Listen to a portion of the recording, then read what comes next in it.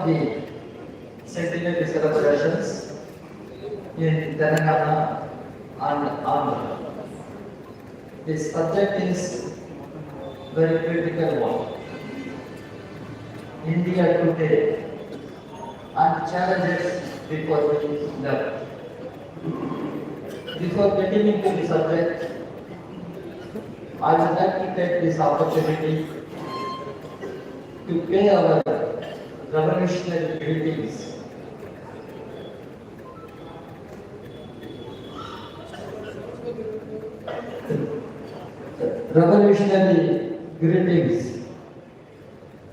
to Comrade C. Rajesh Rao, Comrade Rajshekar Reddy, Comrade Giri Prasad, Comrade Yanna Dasari, Comrade Madhum Bhalidin, Comrade Ravinarayan Reddy, Comrade Basopunaya, Comrade Sundaraya, and galaxy of the left leaders who built the left movement, the communist movement in this region. When the whole country was under colonial rule, this region was under Nizam rule. Everyone knows the history.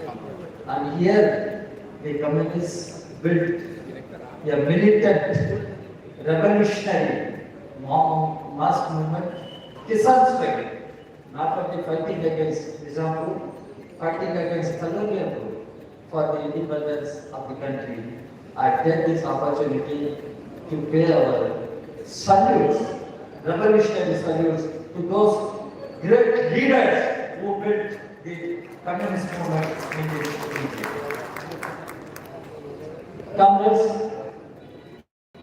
we have chosen this subject, India today, the challenges before us. India today should be understood properly. Our colleagues from other parties will also speak on this subject. Now, India had won the independence because of the supreme sacrifices made by the communists. We had won the liberation from the colonial rule, from small kingdoms like Nizam. Today we are an independent nation. But what is the condition of post-independent India? We must understand this. The global political situation is horrific. The way American imperialist power is acting is a big challenge, not only for the left, but for the Democrats all over the country. Because imperialism is in deep crisis. It means world capitalism is in deep crisis. As the French scholar Thomas Piketty has defined, the neoliberal economic policies have led to unprecedented inequalities among the nations and within the nation. Within the nation, any nation, India is facing such a situation, unprecedented inequalities. When our party was formed in the year 1925, we were under British Raj, British rule. Today, we are under BJP Raj. What is BJP Raj? BJP is the political wing of RSS. RSS is also celebrating its centenary, as we are celebrating our centenary. but RSS never fought for the independence of the country. In fact, RSS was compromising, collaborating with colonial rulers. Our communists, they take their lives. How many communists were hanged? How many communists were shot dead? How many communists were put in prison for long period and subjected to unimaginable tortures? Only history will tell our history. Every page of our history has been written with blood and sweat of thousands of communists in this country. We must be proud of that history. We have a proud history. Communists built this country and communists fought for the independence of the country. Today, we have a right-wing fascist government. Right-wing government, that is BJP. And this right-wing government is trying to rewrite our history, redefine the Indian nation, the Indian nation. Communist Party of India, the communist leftists, we are now fighting for a new India. That new India should be a classless India, a casteless India, a socialist India, a socialist India. When party was formed at Kanpur, Comrade Singh Vedu, at that point of time itself, referred to the untouchability that prevailed in India. So what are the challenges as Indian society we are facing today? We are Marxist-Leninists. We believe the Marxist-Leninist ideology, the theory should be applied to Indian conditions, the social realities in India. The Communist Party of India has been consistently referring to these challenges. We are the class as a challenge. Now, new developments have taken place. When Karl Marx was writing Capital, he didn't have computer or laptop as we have today. He had to write in his own handwriting. And interestingly, here human comments are there. They should know his handwriting could be read only by two persons properly. One person is known by Jeremy Marx. The other person is great friend Frederick Engels. These two persons could read Marx handwriting. Now we are in the age of artificial intelligence. What is that? Artificial intelligence. We are in the age of artificial intelligence. That has been impacting the production process, the production relations, the productive forces. That has been changing the economic development. This is all we should understand. It is a new era. New era. In this new era, what are the challenges we face? We call it new era, but there are challenges. Number one, class. It means division of labor, division of laborers, division of labor and division of laborers. That is continuing in India. How to fight against all forms of class exploitations, class enslavements. How to unite all sections of working people, both informal, formal sector, overcoming all divisions. This is a challenge. This continues to be a challenge. Mobilizing the working people, politicalizing the working people. It is a big challenge before left today. we should understand. Then the question of caste prevails everywhere across the country. It is a big challenge before the left how to fight annihilate caste. We should think of. Because we all know caste is an hierarchical society. The science is very clear. The ethics of Indian civilization are very clear. But they say to everybody, we are all born from the womb of mother. When we are born, we don't born as upper caste, lower caste, or Brahmins, untouchables. No, we born as children. Then how come the caste emerges? And this is in the mind of people. Even Morgan Bhagavad Gita, it tells caste is in the mind. What is that mind? How the caste enters into mind? Who forces caste into the mind of the people? Who divides? Who divides the people in the name of caste? That is why Dr. Ambedkar, during his time, he not only fought against caste system, he called upon the people to fight for annihilation of caste.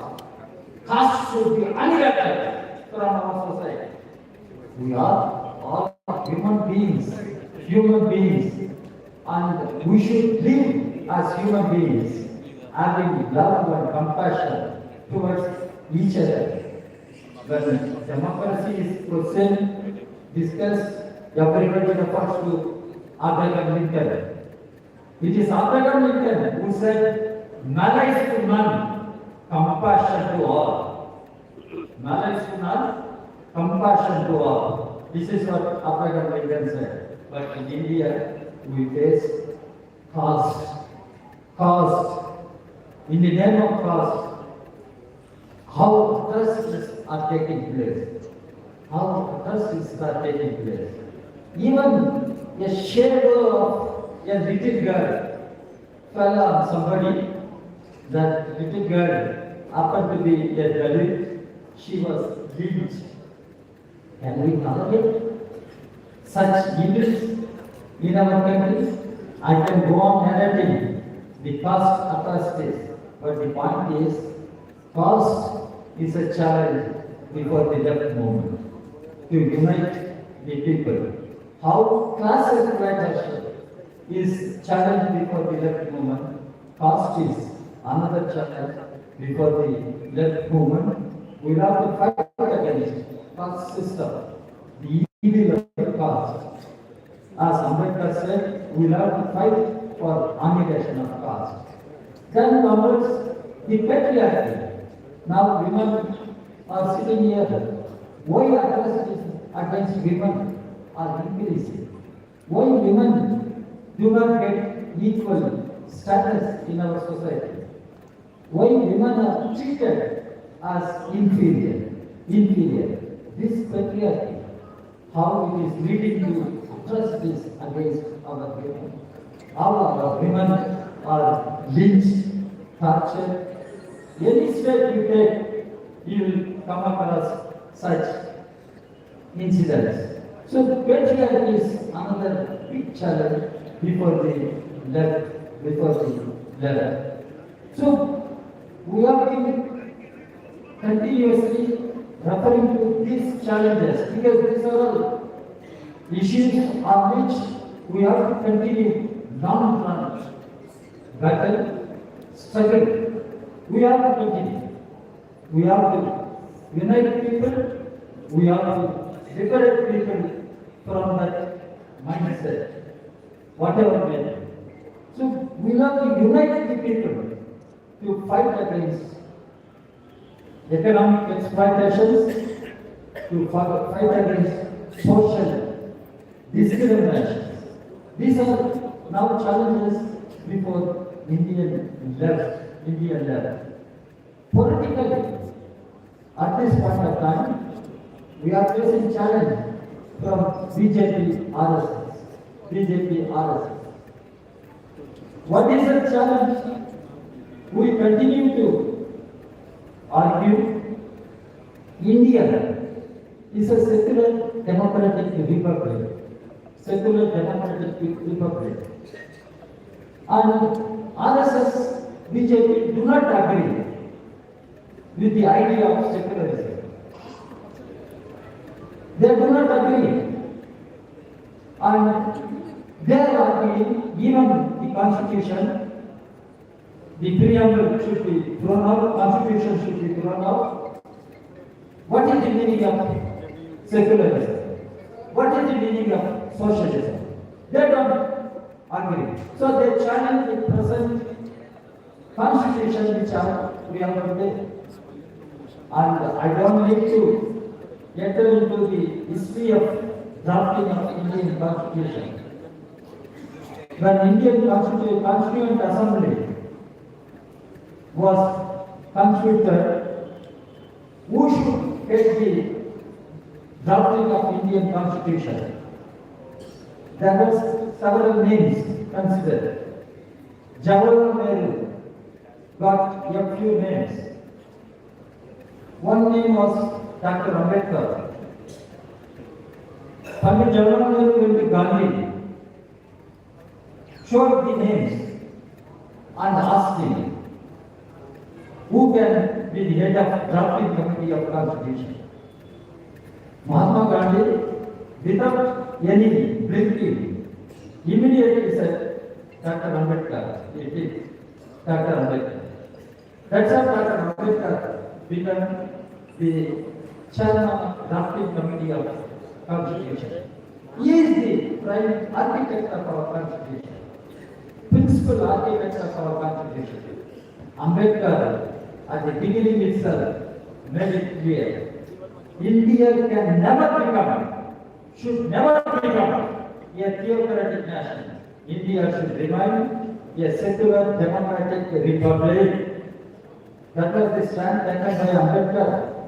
That was all it has been put in the constitution. Ambedkar was very clear, emphatically, he rejected the so-called Hindutva Rashtra, Hindu Rashtra. Ambedkar said, if such a thing becomes reality, that will be the biggest calamity for the nation. So Ambedkar rejected that idea of religion-based nation, religion-based state, theocratic nation, theocratic state. Ambedkar rejected. But today, BJP, RSS, they are trying to make India as a theocratic nation, Indian state as a theocratic state. But Ambedkar, on galaxy of those leaders, made it clear, Indian state should be a welfare state. Welfare state. What is that welfare state? The constitution makes it clear.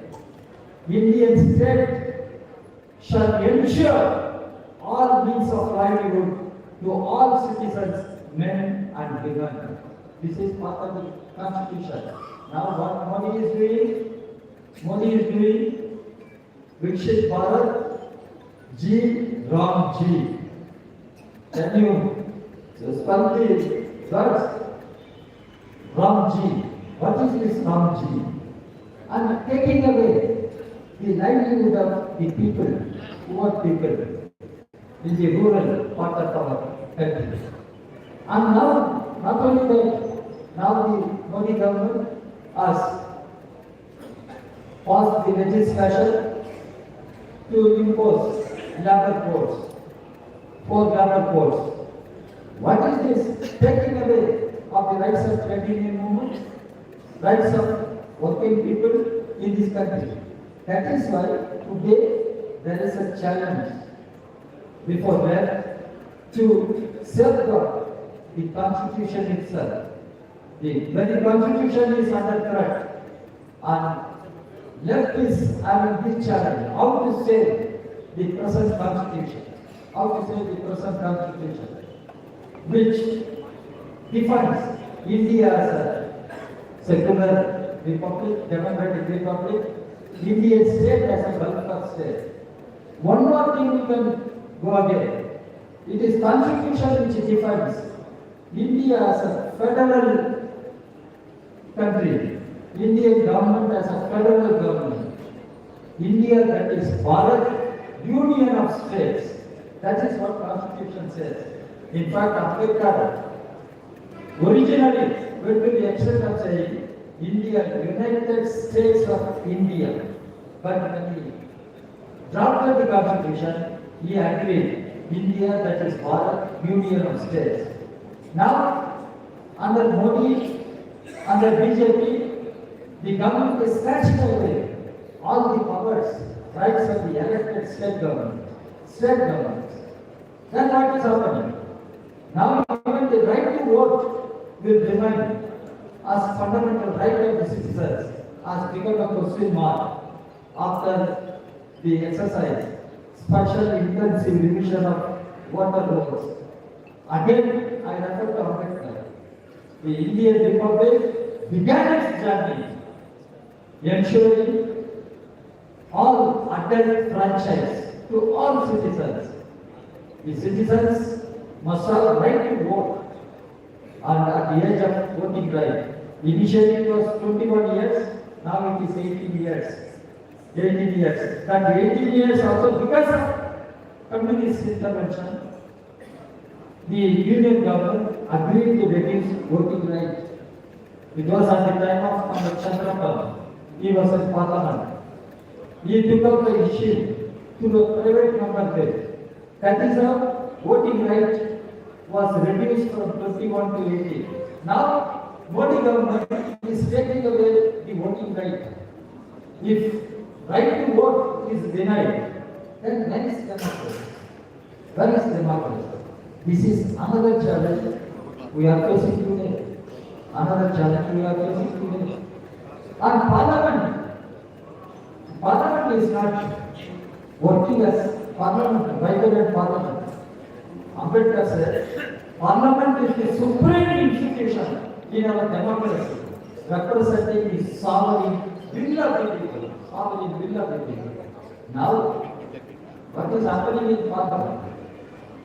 The Parliament represents the sovereign will of the people. The right wing, the fascist forces who have captured the power, they are trying to change character of Indian state. They are undermining the Parliament and making it dependent. That is democracy. This is another challenge before the left, another challenge before the left. So I can go on adding challenges. At the ideological level, we have challenges. And the way RSS is spreading the politics of hatred, polarizing the people, dividing the people, pitting one section against another in the name of religion, in the name of caste. How to fight this? It is an ideological challenge. And the left has to project its ideology and place its ideology as the best alternative to unite the people, to keep the people in harmony. That is the challenge we face today. That is the challenge we face today. And there are challenges of livelihood. And Modi claims India has become fourth largest economy. And people are questioning that also, whether India can be considered as fourth largest economy, whether India can stand up with China, whether India can stand up against America. When Trump is making such provocative statements, Modi does not open his mouth. And Indian government keeping quiet, shameless. They are maintaining silence. That's what is happening.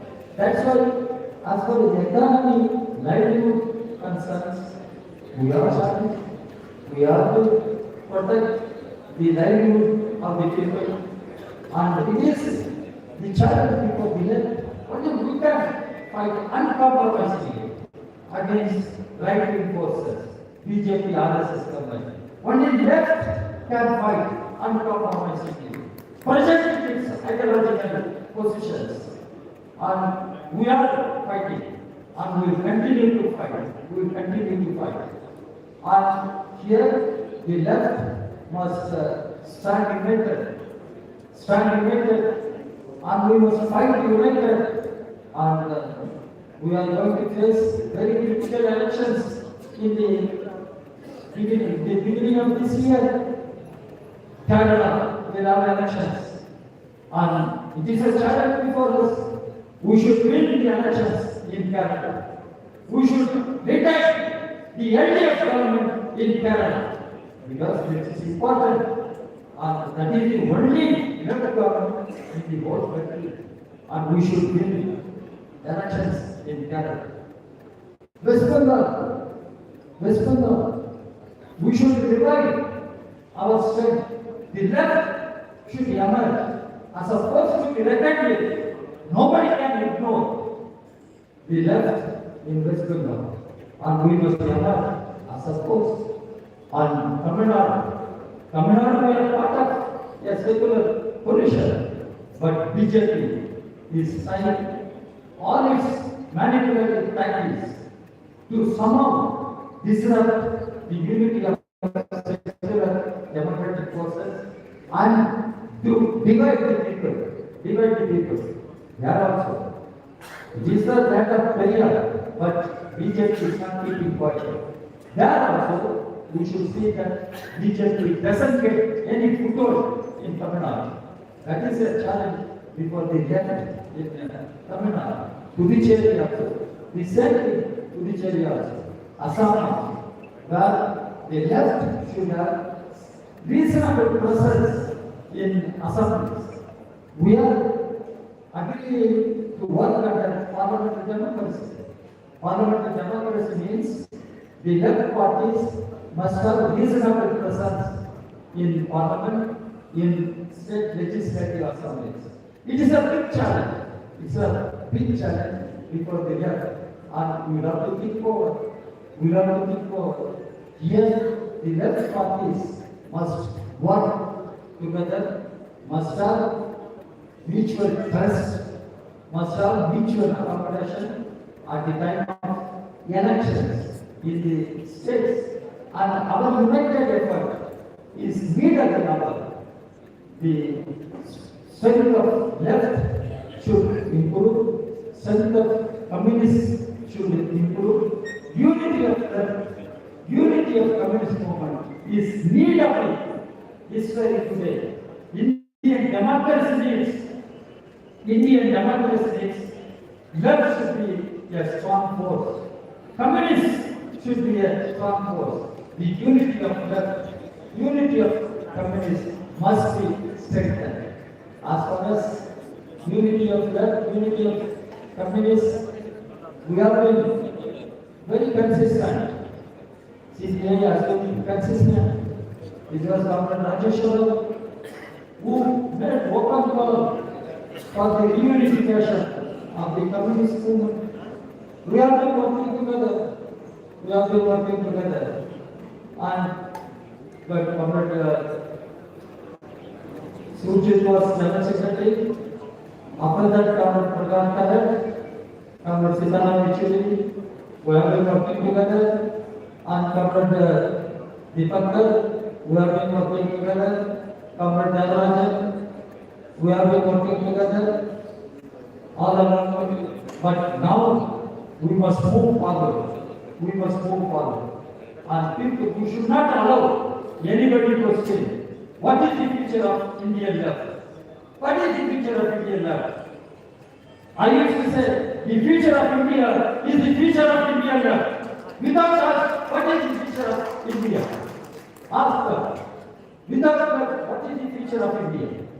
So, future of India is linked with future of left. And we left should work together, united, fight together, united, and see the right-wing BJP government is removed from office ASEAN as possible. And this understanding should be there with the other secular democratic parties also. How to convince other secular democratic parties, how to bring them in the united movement, united action. That is also a big challenge, and I hope the left parties can overcome that difficulty, and we can play an important role in impacting on secular democratic parties to have better clarity, and fight against right-wing forces. So, comrades, there are number of challenges, but we must be confident. The left should be the force which has utmost confidence. If left is not there, what will happen to our country? We have seen Venezuela, Bolivarian revolution, Chavez. After Chavez, it is Maduro. Now, the American imperialist power shamelessly waged war. Now, India, we are in a precarious situation. This side, we have Pakistan. That side, we have China, Bangladesh, Myanmar, and this Asian region is a very important region. Among South Asian countries, Asian countries are very important. And Modi government betrayed the global South. And only the left can champion the needs of global South.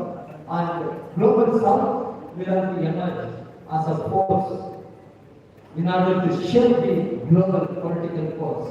So, friends and comrades, we have to think forward with all seriousness about the future, not only of India, of the world. Not only of India and the world, about left itself, future of left. If we are a strong force,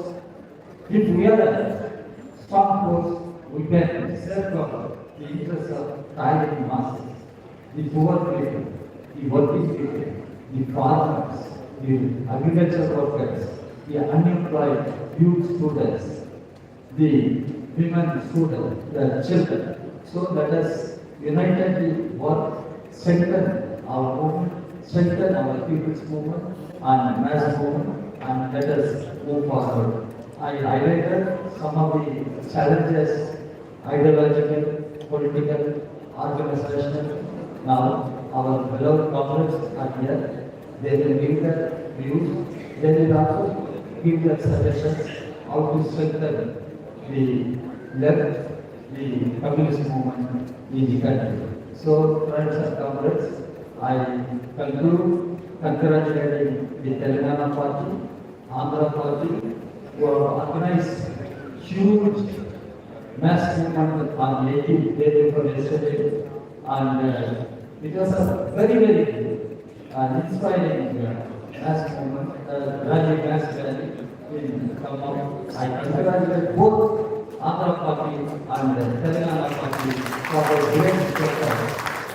And this seminar is attended not only by leaders of Andhra Telangana, the entire national council of the party is present to listen to the views expressed by our fraternal left party leaders. So I thank everyone, and I once again give my revolutionary greetings to everyone. Thank you.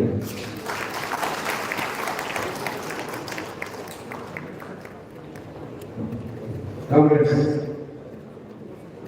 Two translations కాదు main points చెప్తున్నాను. ముందుగా comrade Rajeswara Rao, Rajasekhara Reddy, Giriprasad, comrade Sundarayya గారు, బసవన్నయ్య, రాఘనారాయణ రెడ్డి, అబ్దుల్ మహేందర్, అలాగే communist ఉద్యమాన్ని ఈ భారతదేశంలో నిర్మించిన వారందరికీ కూడా నేను జోహార్లు తెలియజేస్తా ఉన్నాను. అలాగే ఈ నయా వలస విధానాల వల్ల భారతదేశంలో ఎన్నడూ లేనటువంటి అసమానతలు దేశం లోపల దేశం వెలుపల నయావాస విధానం వలన అసమానతలు నెలకొన్నాయి. ఆర్ఎస్ఎస్ వలసవాదం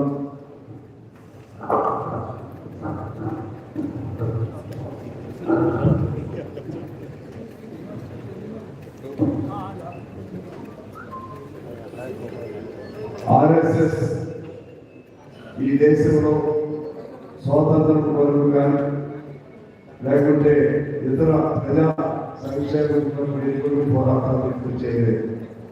కొలోనియల్ రూల్తో అంటే వలసవాదంలో కొమ్ముకైంది. ఆ సందర్భంలో దీనికి సంబంధించి కొన్ని సవాళ్ళని మీ దృష్టికి తీసుకొస్తున్నాను. ఒకటి, కార్మిక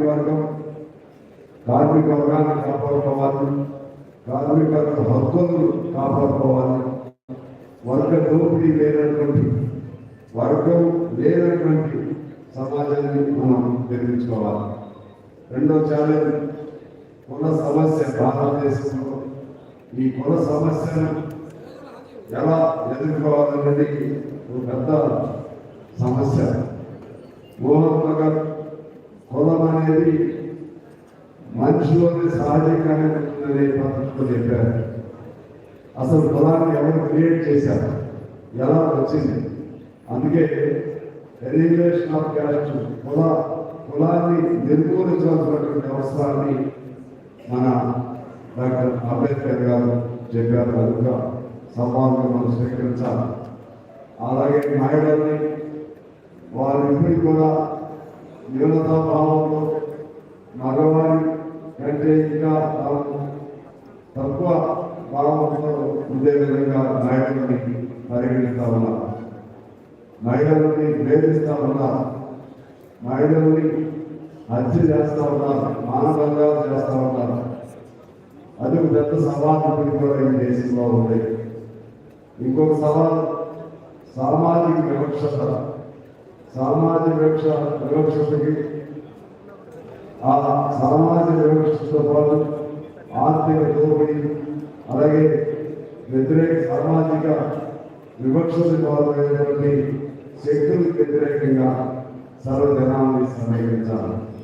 ఈ సందర్భంలో బీజేపీ రాజ్యాంగంపై దాడి చేస్తూ ఉంది.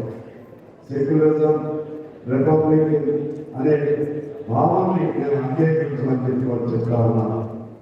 హిందుత్వ రాజ్యాన్ని ప్రతిపాదించిన ఆ సమయంలోనే మన రాజ్యాంగ అసెంబ్లీలో ఆనాడే అంబేద్కర్ ఈ దేశాన్ని మతపరమైన దేశంగా విధానం లేదని ఆనాడు ఆ అంబేద్కర్ గారు చెప్పిన దాని ప్రకారమే వాళ్ళ లౌకిక దేశంగా మన భారతదేశం ఈ మూడు తిరిగి ఈ ఉపాధి హామీ పథకాలని రాముని పేరుతో వాటిని రద్దు చేసే ముఖ్యమంత్రులు పాల్గొంటా ఉన్నారు. అదేవిధంగా భారతదేశ సమైక్యత అంటే ఫెడరల్ వ్యవస్థ అది ఒక సవాలుగా ఉంది. ఫెడరల్ వ్యవస్థకి ఇవాళ తూట్లు పొడిచే విధంగా కేంద్ర రాష్ట్రాల హక్కుల్ని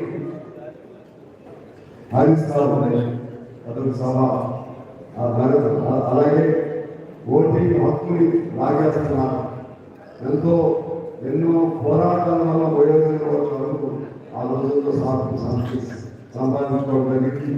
18 సంవత్సరాల ఓటు కోసం సంపాదించుకోవడం జరిగింది. దాన్ని పలు పేరుతో వాళ్ళ ఓటు లేకుండా చేయాలనేటువంటి ఆలోచనని బీజేపీ ప్రభుత్వం చేస్తూ ఉంది. పార్లమెంటుని నిరర్థకంగా మార్చేసింది. పార్లమెంటుని ప్రజాస్వామిక వేదిక లేకుండా చేస్తా ఉంది. ఈ దశలో ప్రజలందరినీ మనం సమైక్యంగా కలిపి పోరాటాలు చేయవలసిన అవసరం ఉంది.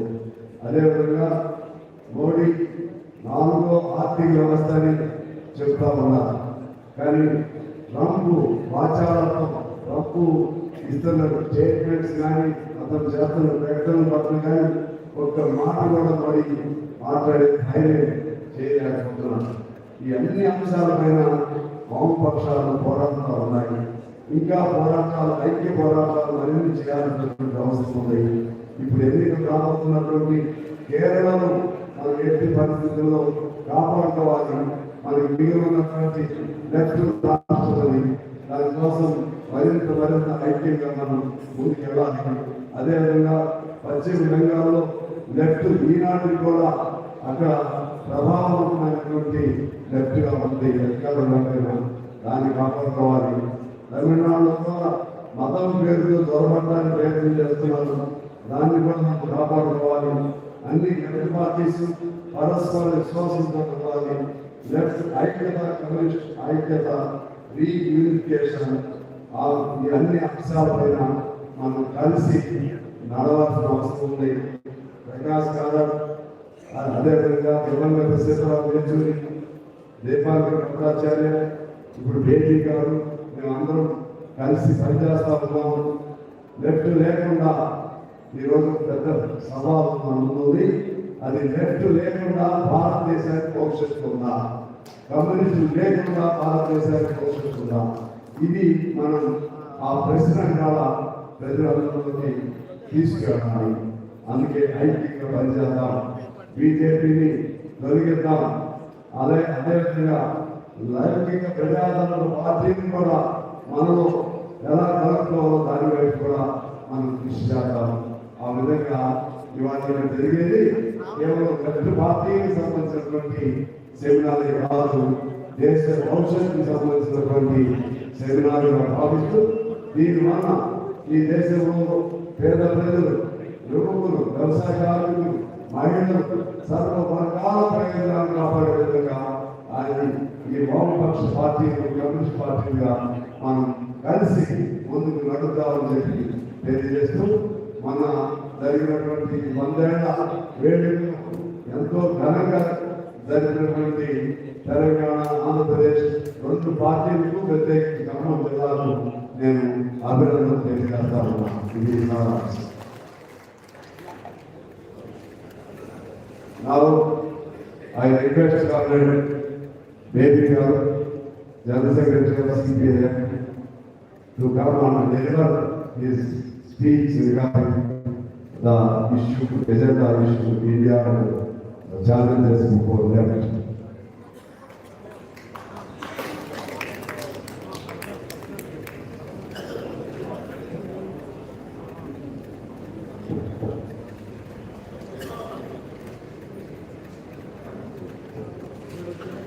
అధ్యక్షులు, సోదరి సోదరులారా, సర్వోన్నతం క్రాంతి గారి అభినందనలు.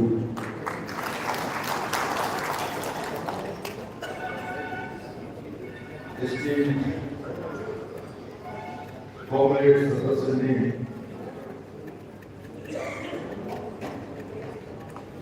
communities and left political parties in our country,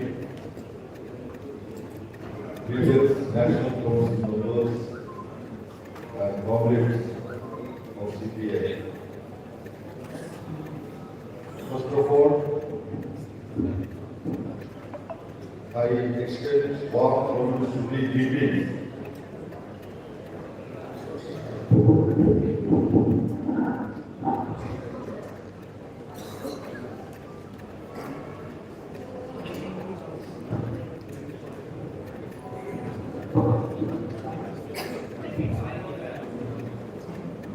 First of all, I convey warm revolutionary greetings to all members of Communist Party of India on the occasion of the centenary celebrations of the party, considering the meeting held in Kanpur, historically very important meeting, the first meeting to be held in India. Communists from different parts of our country coming and formally and publicly launching the work of the communists. As we all know, we refer back to the October 17th meeting held in Tashkent with Daman Roy and other comrades, including Mohammed Shafiq. That was another phase of the origin of the communist work by Indian governments. There is no point in debating which state was more significant. The fact is that both the dates are important. And within the country, India, the first meeting was held in Kanpur, the first organized meeting of Indian communities. But earlier, as part of the Communist International, there was a meeting of less than 10 comrades, where Comrade Mohammed Shafiq was elected as the first secretary of the Indian Communist Group, which is also very important in the prevailing situation of India today. I don't have to say anything more about it. Comrade D. Raja has presented the topic in its entirety, and we all know, those of us share this platform. We don't have any different perspective generally on most of these issues. Only when we start discussing in a nuanced manner certain aspect, there will be different perceptions. But that does not come in the way of our determination that in India today what is most important is that all of us should work together and fight together against the actions of forces. They are all connected. And in the recent past, there has been joint intervention on many issues. When in the name of dealing with terrorism and extremism, a group of comrades with whom we have very sharp political and economical differences, that is the People's War Group, Maoists, they have a different approach of continuous, persistent armed struggle, keeping developing bases ridiculous. But while having our differences with that approach, in the present day, in the present India, whether such an approach of continuous, perpetual armed struggle against Indian state, whether that is practical, advisable, or desirable, we have our differences, all of us. But annihilating them without recognizing Indian constitutional rule of law by the powers that be, by the central government, by the union government and state government, it is terrorism. And they were willing to negotiate. They offered to talk. Government of India said, "Go across, we will give it." And what they were doing with them, the Maoists, no society can recognize. They are being caught.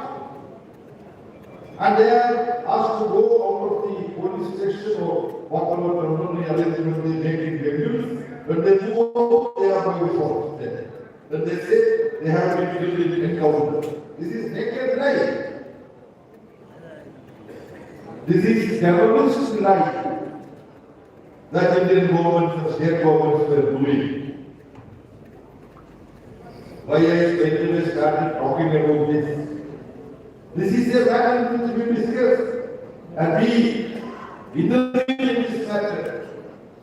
And we are willing to stand up and say that we have a political ideological difference with this group. But what government of India does is unacceptable. We find out another best to highlight this particular point. And today, on this stage, we were discussing the third proposal, the so-called peace plan for Gaza, Palestine. It is a plan of continuous total occupation of Gaza. The fact already 40% is under Israeli occupation supported in USA. And the point is all details we all know. We don't want to elaborate. But US administration wants India to join the so-called peace plan where a board of peace, it's a travesty of truth, is being given. Board of peace. It's a board of annihilation, actually. But the state of the world is such that even United Nations is also caving in this proposal. But India is being asked to join this board.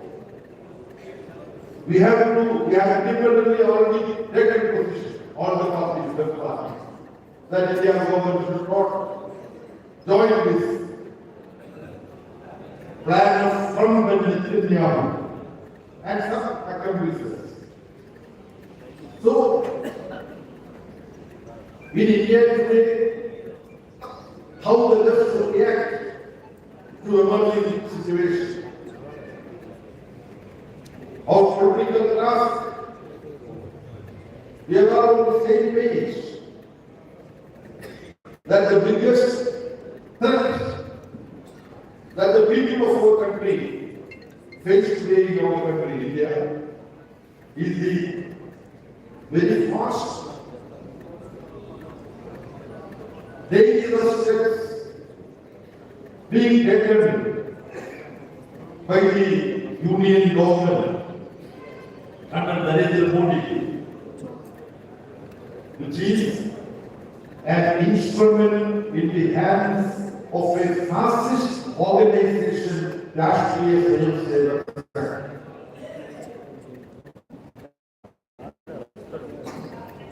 The candy, as communists and left parties, we may discuss. A fascist RSS is controlling this government, but can we call the state fascist now? Did India transform into a fascist country? These things are the next discussion that we get separately engaged in. But we don't have any difference of opinion that RSS is fascistic and RSS is calling the shots. And the Prime Minister is an RSS fanatic. And without any hesitation and shame, he openly stated that V.D. Savarkar is his political guru. The same Savarkar, who was one of the accused in the murder case, murder of Mahatma Gandhi. So this is the real situation in India. And we know various steps followed by Union law. Reducing Indian Parliament into a mere appendage, which need to be handled by powers that be. The importance of Parliament, which Governor Rajan referred to, how Ambedkar wants to assembly. underline the importance of Indian Parliament. We have our reservation about Indian Parliament also.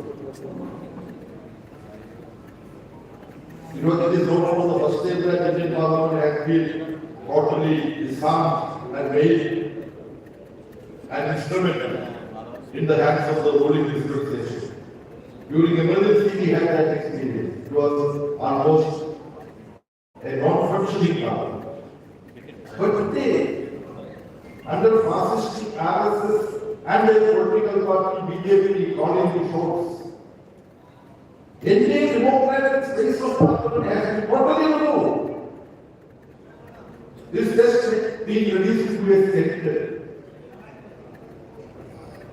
So defense of whatever that can be expected from the parliamentary system of functioning, we need to pay serious attention, be the left.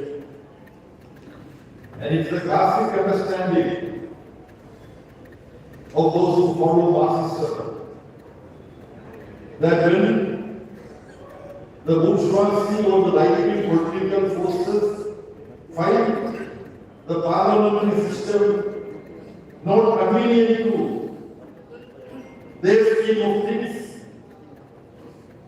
they will discard bourgeois democracy, parliamentary democracy and all that, and they will turn to dictatorship.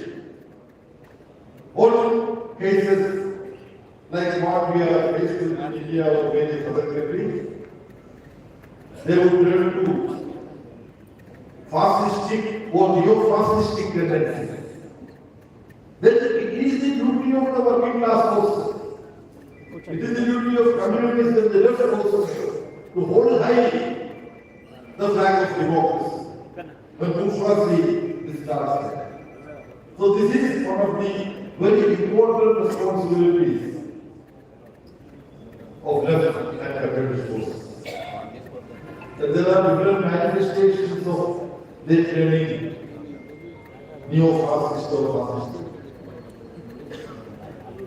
One of the most dangerous, alarming exercise that they are taking before to is the so-called SIR, Special Intensive Revision of Voters List. That is how they give an expansion, but in fact it is Special Intensive Removal of various sections, inconvenient sections in society from the voter list.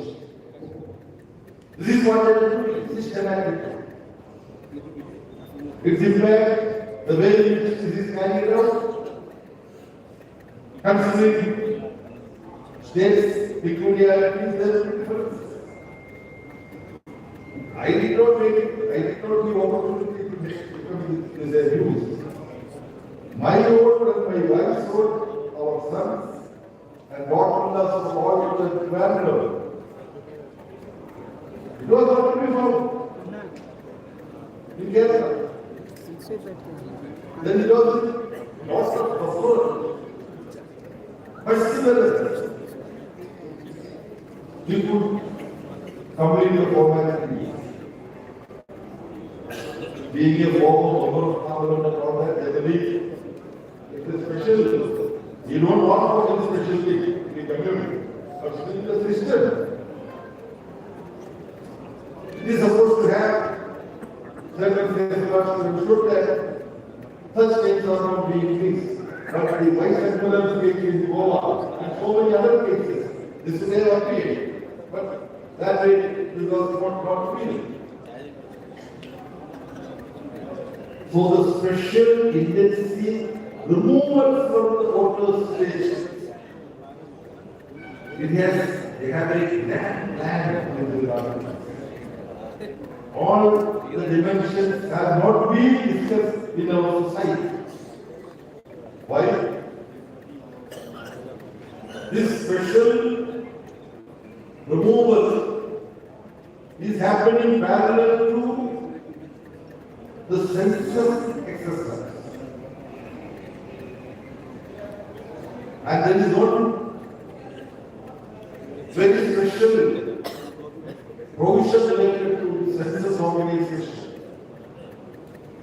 the decisions of the census organization cannot be questioned in any court.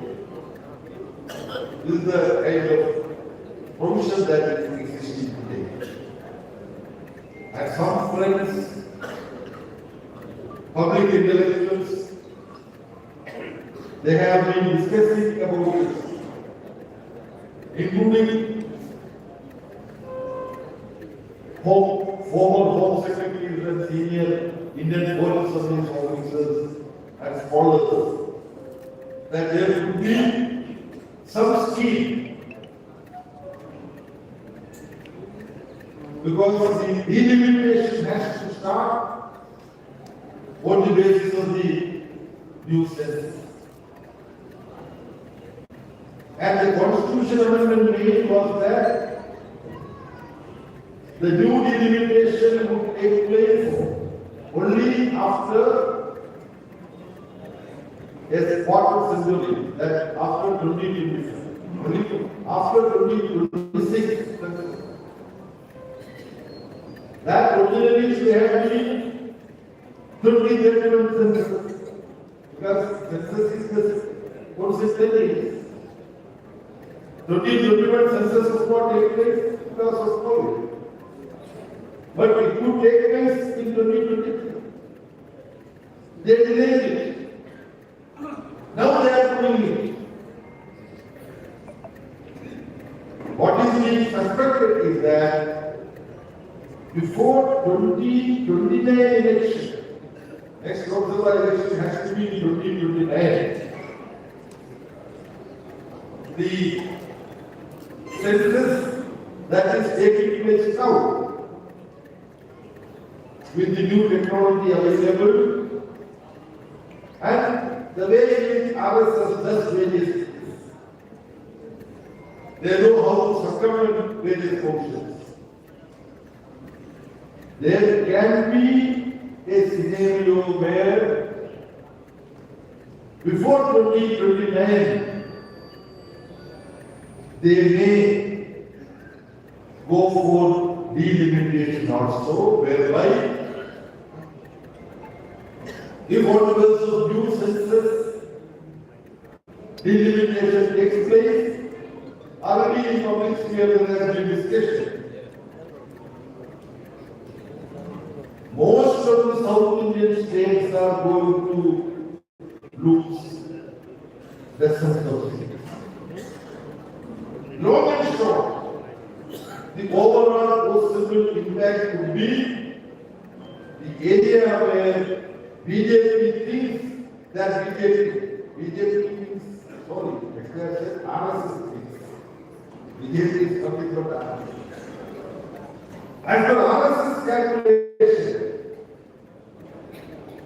if on the basis of the new census, a new delimitation takes place, discarding whatever be the political presence of South India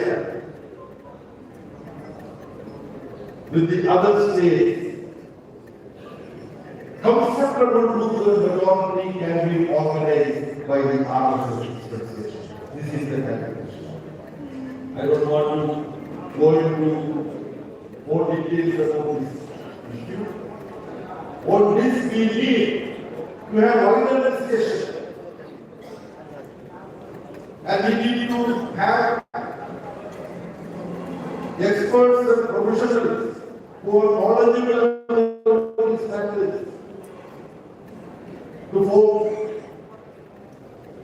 activist groups, discussions, and we need to come out with alternate proposals to this particular situation. In fact, almost 10 days ago, there was an article in the Hindu where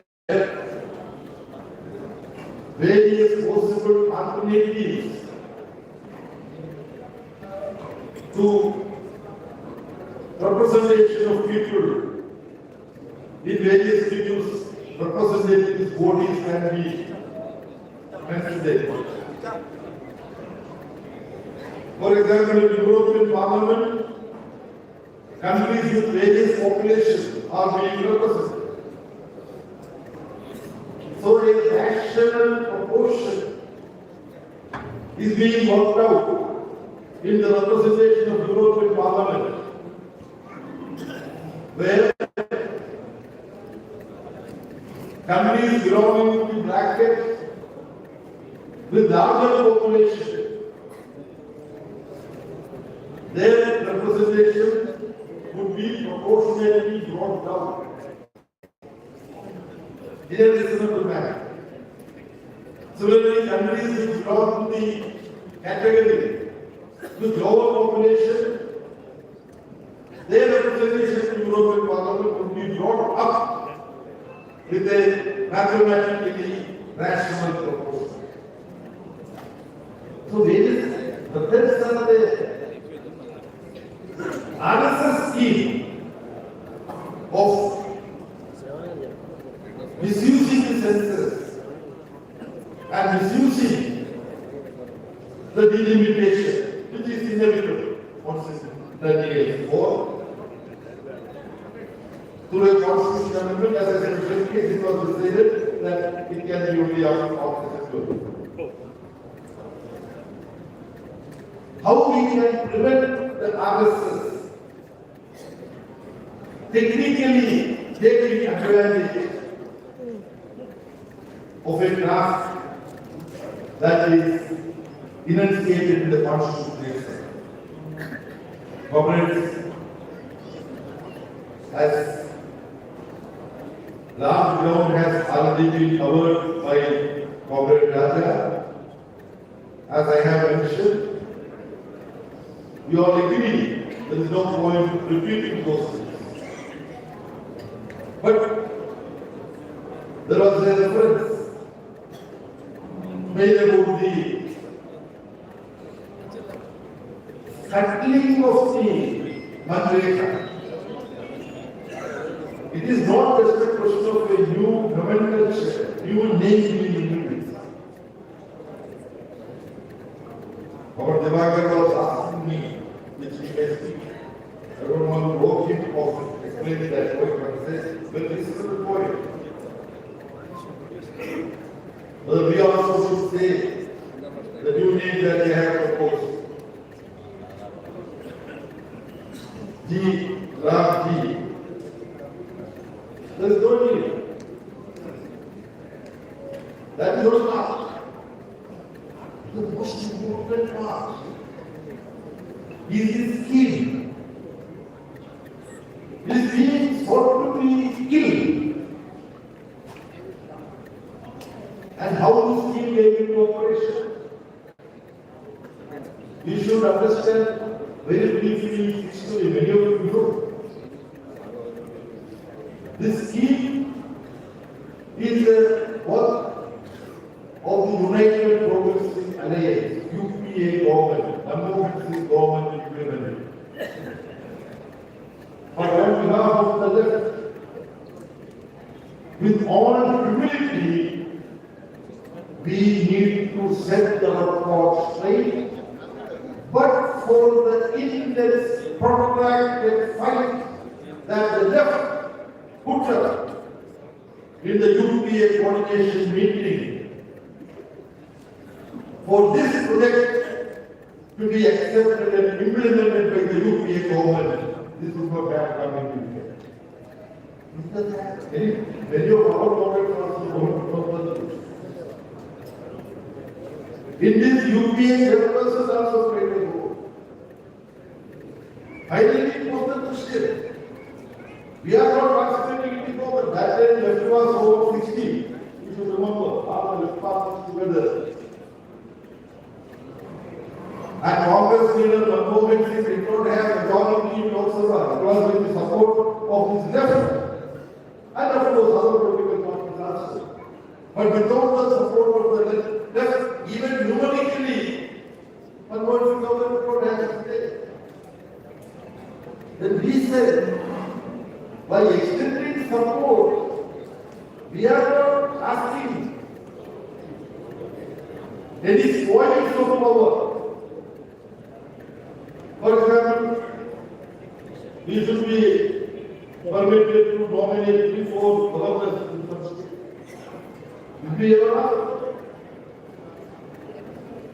So we said, we want some of the problems of the people to be addressed by this government. And this is there in the election manifesto. Prepared by these elections. Why would we implement this?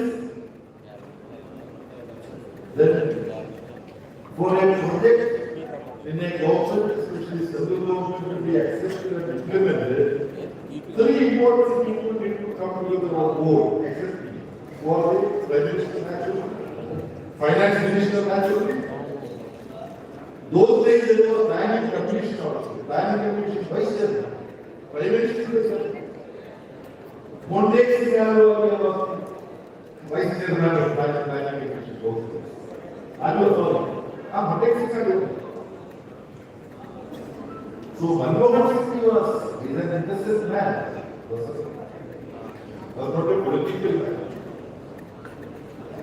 He said, no, this funds will go waste. That's what he said. There is no more. The fellow was finance minister.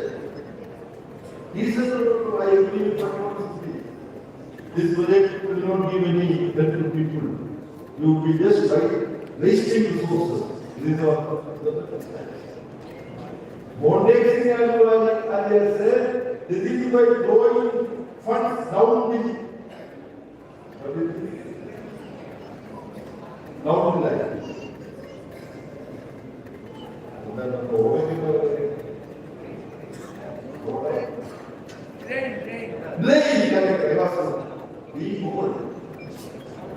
I was not getting the proper package. If you want to earmark these funds for business, it's just going money down the drain. That is what we do. First I ask, where is the money to implement such a program? Then our government work. In that, Governor Sridhar is no more, he is also party. The field of the left parties, Raja, asked me. He says every year you write off lakhs of crores of rupees in your budget. Don't write off, just save those money that is given. I said we are given, don't go into so after the practice sector of the left is also give the privilege, why is the privilege? What for the left? This Monday I don't have to. That is not the case. Now with this modification what is happening? Manrega provides a right base for protection. In any part of India, those who are listed, they can go and demand, I am willing to do unskilled labor. You know what they do? Unskilled work.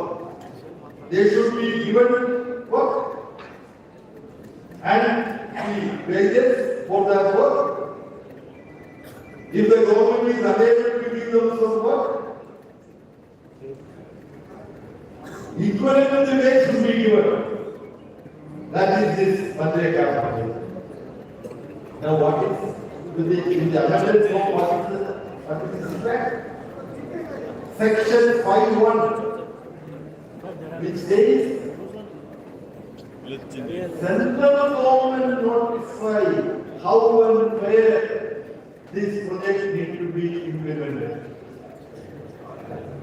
Now to understand simply, I will say with the modification that is being made by the BJP government and the center now, if Telangana, they will not occupy any place in Khammam.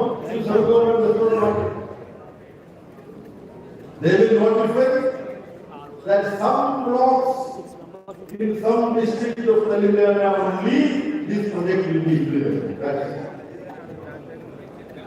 In my state Kerala, they would say, this will be implemented only in Palakkad district and that too in Attapadi.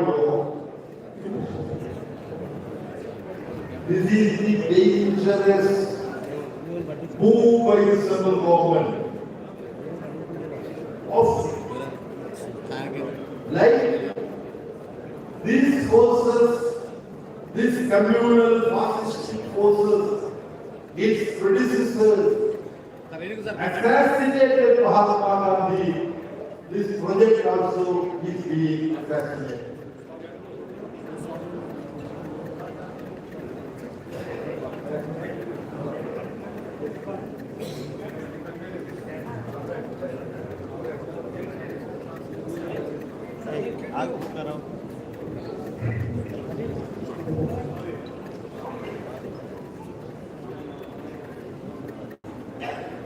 So long and short,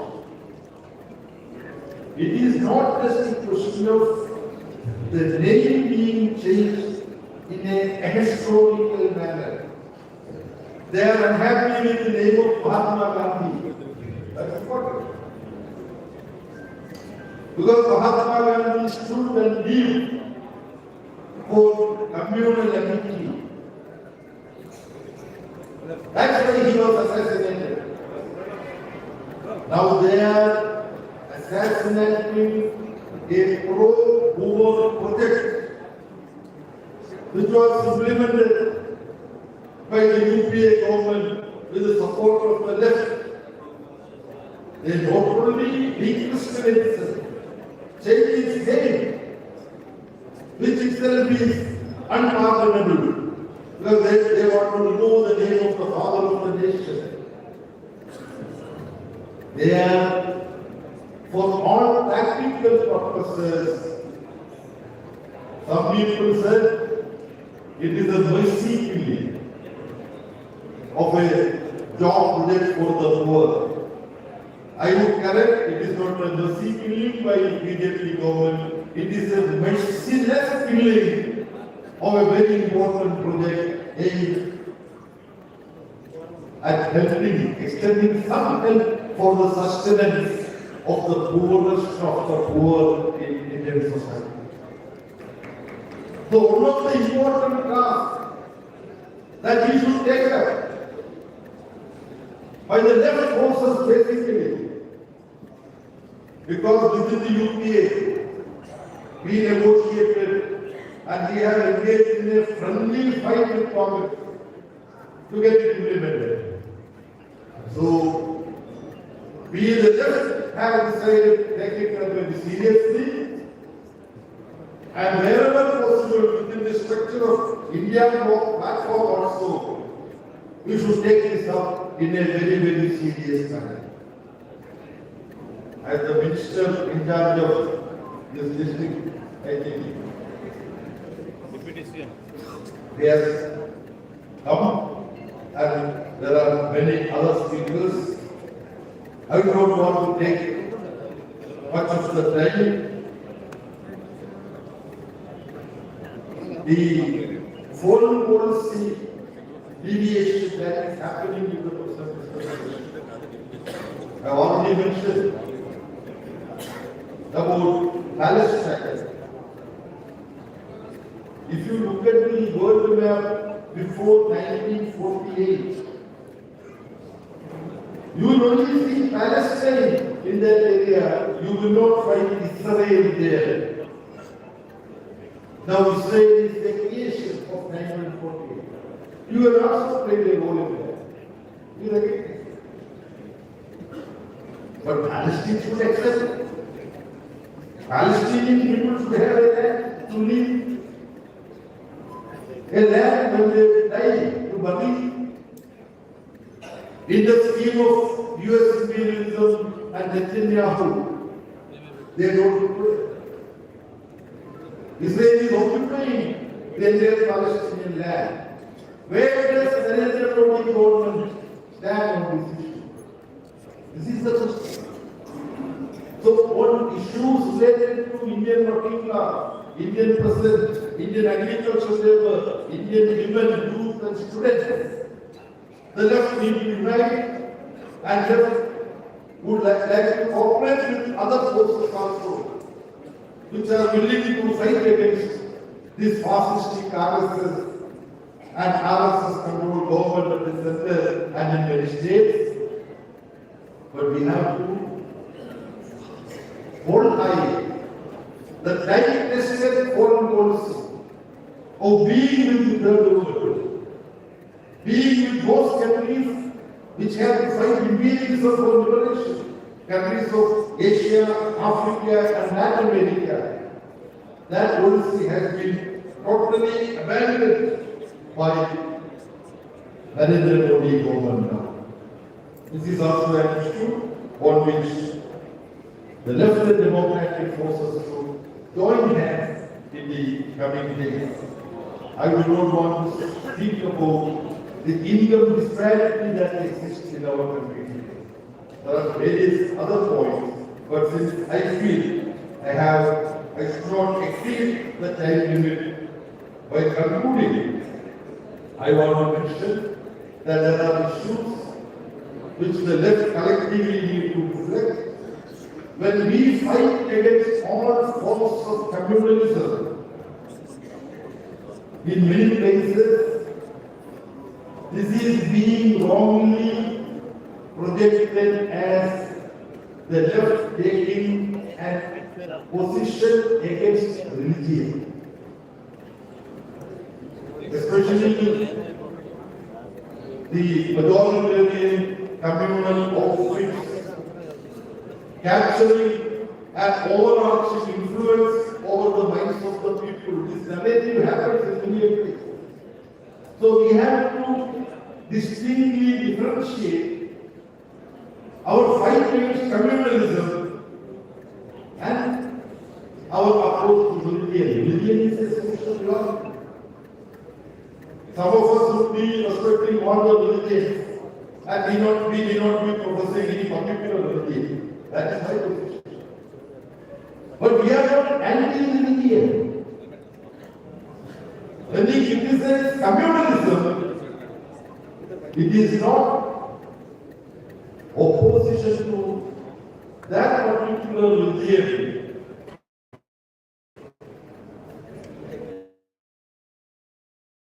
The religion which has been infused to interpret a communal narrative, which is so about the belief in God also.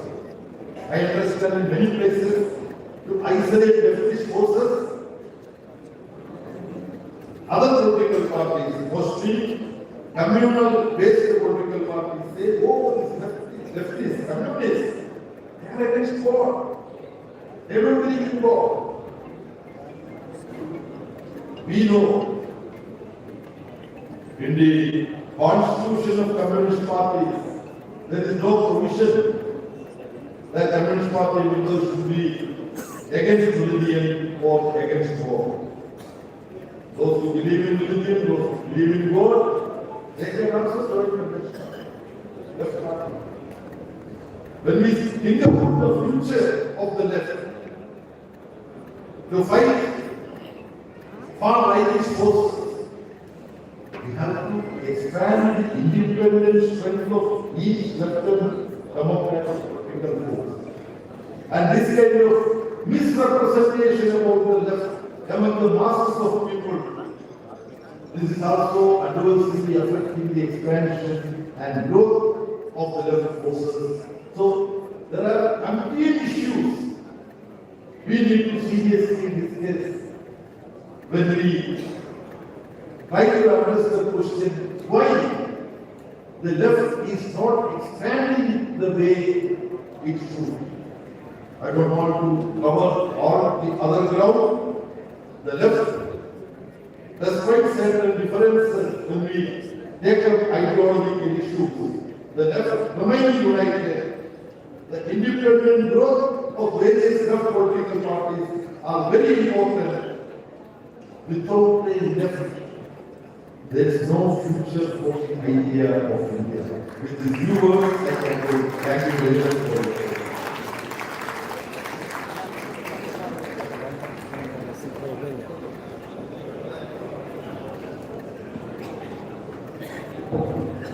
Thank you, Khammam Devi.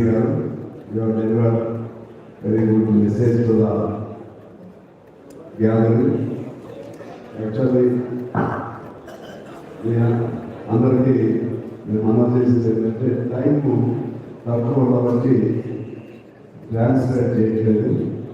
Don't think otherwise I don't find time to translate. So it takes so much time. మళ్ళా దీపానికి భట్టాచార్య గారు మాట్లాడతారు.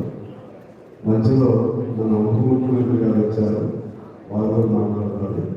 తర్వాత మన దేవరాజు గారితో వచ్చారు. మన after lunch also. So బట్టి గారికి సంబంధించి